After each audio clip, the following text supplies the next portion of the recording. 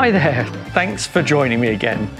I've got some more thoughts on the reMarkable 2, and after almost 2 months of use since January, I've got a few more ideas about how to use it and some tips as well.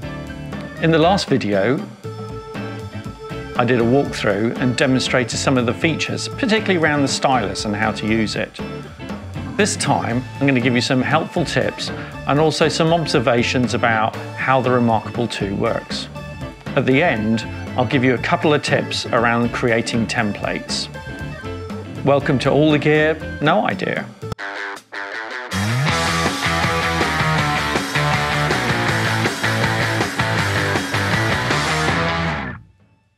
Hi, my name's Dave. I wanted to talk to you about the reMarkable 2. I've had this device for over 2 months now, and I've probably used it every single day since I got it back in January. So I just wanted to give you the benefit of my experience with this device. I use it, well, predominantly during the working day. I'm using it for meeting notes. I create a folder per client, and I have about 60 of those at the moment. And in each folder, I create meeting notes. Searching's a little bit limited at the moment, so it's just for file names and folder names. So use a lot of folders. That way you can search. But if you keep your folders in a hierarchical structure, it makes it even easier to search. I also keep reference manuals on here, sort of technical reference manuals. So I've got my reference manuals for my cameras, for my gimbal, I even have one for programming, which I'm very interested in. It's not great for reading documents. You can't search for text or put a tag in as to the last place you were reading, although it does remember the last page. But it's good for emergency and reference purposes. The other thing I do in my reMarkable is I keep YouTube ideas, and I keep the scripts on here as well, so I toy around with ideas that I have. At the moment, I'm still experimenting with scripts and outlining, and this is an example of where I'm using outlining, so it's going a little bit slow at the moment. Have I seen any problems on the reMarkable 2? Not really.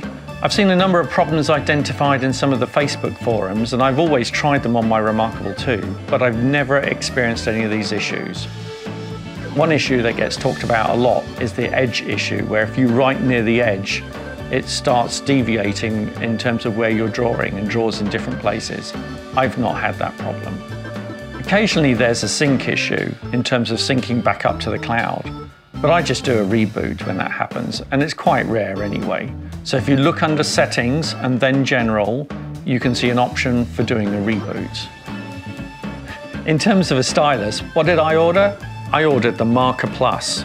This is unique in that one, it's got an eraser at one end and the stylus at the other, but also it's magnetic, so it sticks to the reMarkable 2. It's handy when you're walking around with it. I also ordered a stapler pencil. It looks like a pencil. One day I'm going to end up sharpening the end of it, but for now it's a stylus. It works very well on the reMarkable 2. Although this doesn't have an eraser, it's still very easy to use. There's a particular position on the reMarkable 2 menu where you hit and tap the eraser. You erase what you don't need and switch it back to a pen again, or pencil. In terms of functionality, I'm happy with its dedicated function.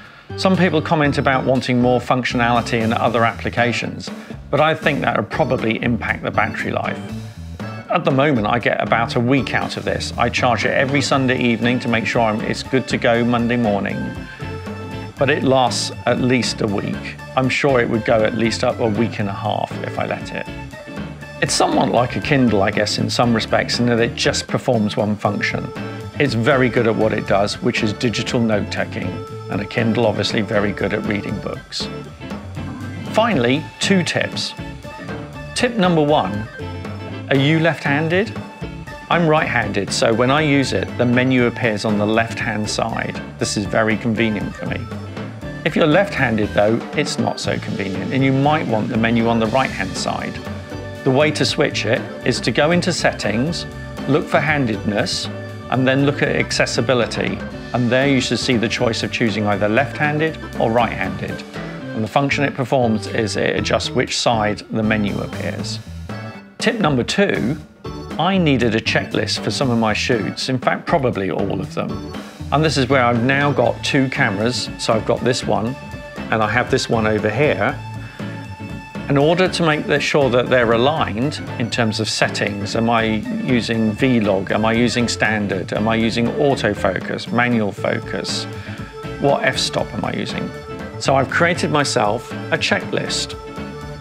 Now the way that you do this would typically be through, say, a template, but templates are not easy to create on the reMarkable.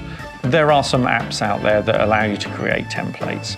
But one of the easiest ways, in using standard functionality, is to use something like Word, create a single page that has your template on it, and then duplicate those pages so that you have lots of pages of the same template, save it as a PDF, and then copy it to the Windows application for the reMarkable. It then appears on your reMarkable, and you can use it as though it was a template because you can write on top of a PDF. So I have a little checklist here for both my cameras to ensure that the time code is set, the photo style, the white balance, and I just go through my list. It's a great way of creating a template. In summary, I've talked about how I use my reMarkable 2, specifically during my working day and also outside the working day. I've talked about whether I've experienced any problems. No, it's great. I've talked about the fact that you can get the Marker Plus magnetic stylus, so that clips onto the reMarkable 2, and the lovely pencil, the Stylus pencil.